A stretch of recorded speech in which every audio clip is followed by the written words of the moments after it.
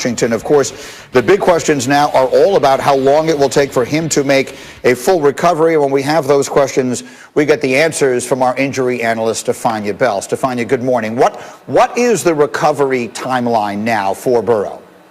Good morning, Greeny.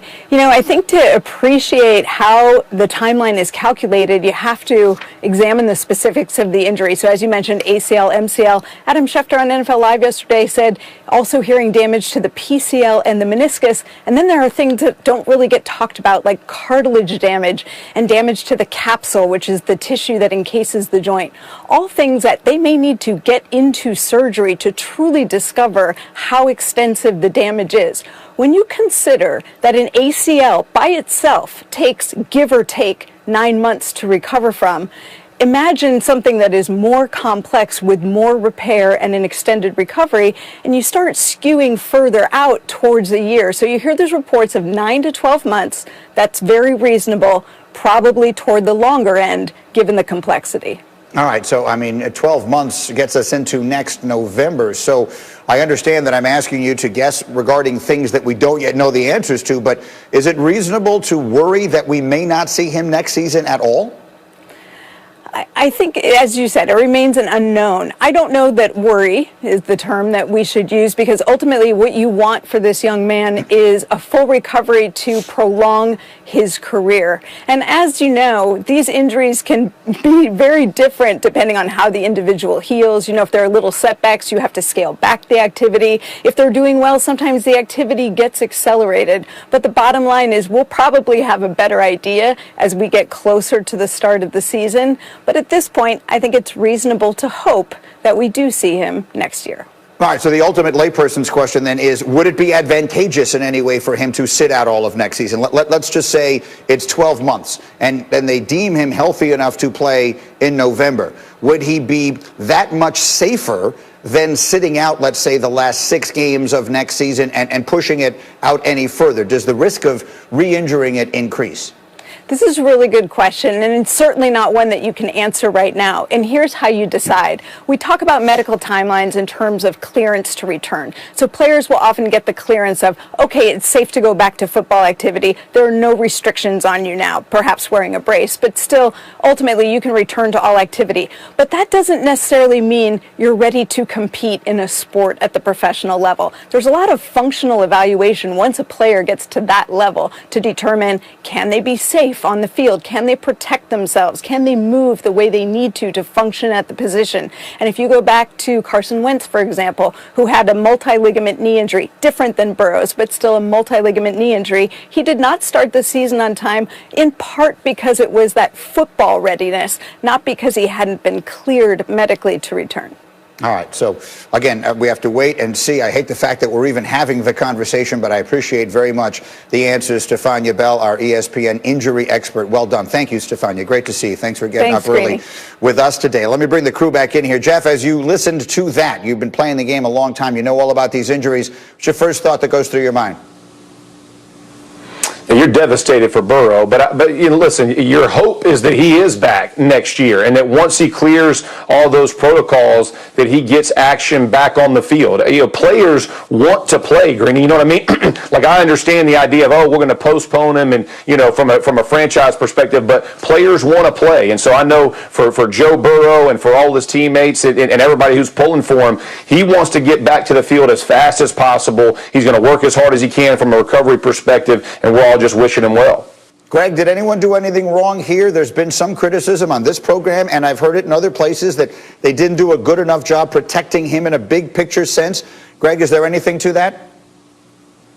Well, it's not Zach Taylor's job to put him in bubble wrap and hope he's good at 32.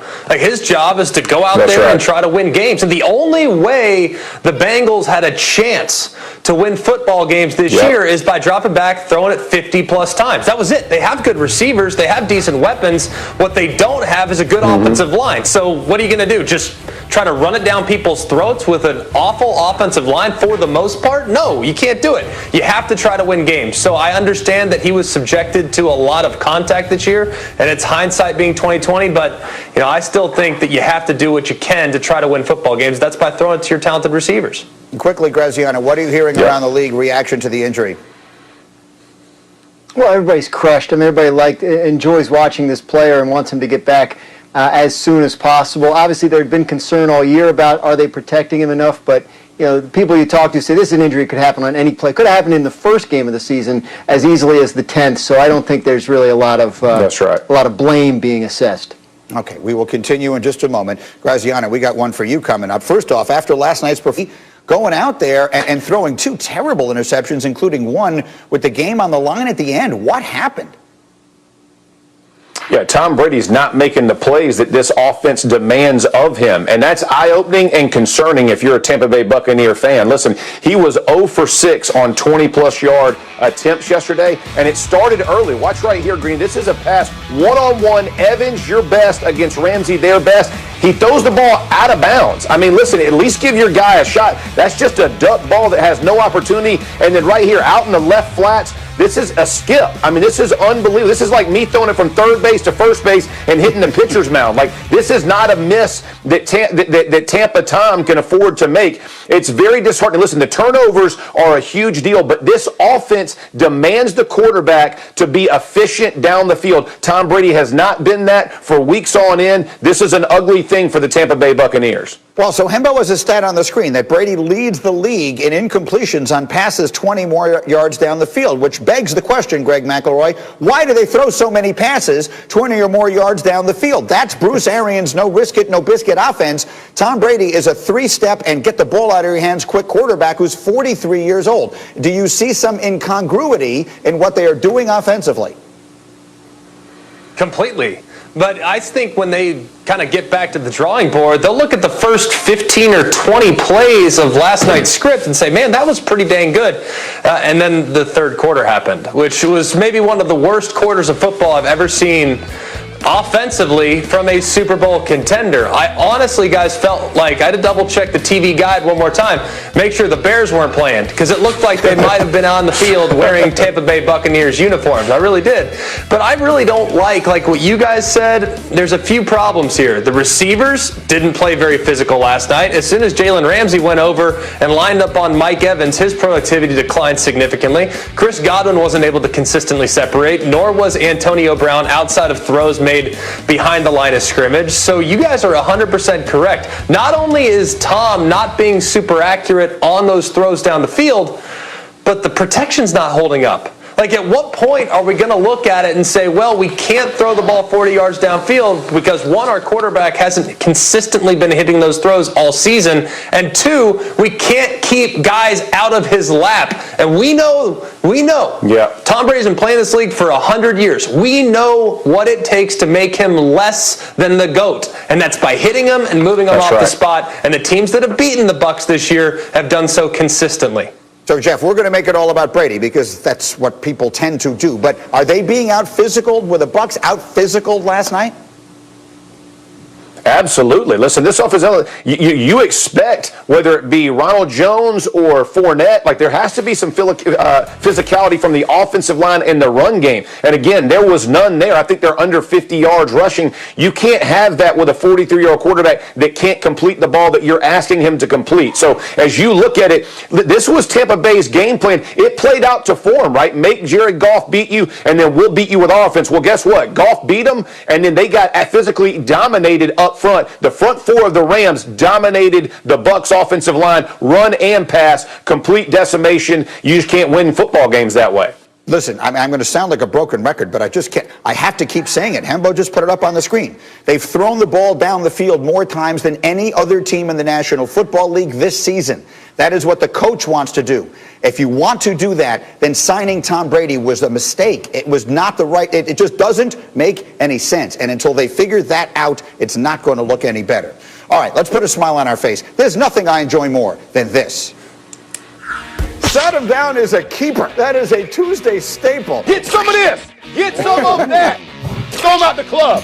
Swagoo, throw them out the club. You see them? 1 pancake, 2 pancakes, 3 pancakes. Ooh. Every Tuesday, Jeff Saturday hands out pancakes for the great blocks that he sees. We call this Sat Him Down. Go ahead, Jeff. Take it away. Listen, you want to know why the Cincinnati Bearcats are being talked about more than Northwestern? Watch this. The offensive line is carrying them the way. Watch right here. We call this sniper fire, Greeny, because the guy don't see it coming. Bam! Jack Renfro lays them down. How pretty is this? Watch and just enjoy, folks. It doesn't get better than this from an offensive line sneak. Get some of that. I absolutely love it. Jack Renfro lays them out in the defensive backfield. One pancake from my man Renfro. We're going to back it up. Two pancake look right here, but watch Garrett Bowles pulling out this attack. Oh, good heavens. This is not a sniper, Greeny. This is, I see you coming. I got nothing to do but take one. Give some right there, Garrett Bowles. Laying a man out. Got to give him two pancakes for that smackdown. What a thing of beauty for offensive line. Out in space. Everybody can see you. America can see you. How about some action right there? And for my final, this is just absolutely gorgeous. This is like you playing backyard football on Thanksgiving, right?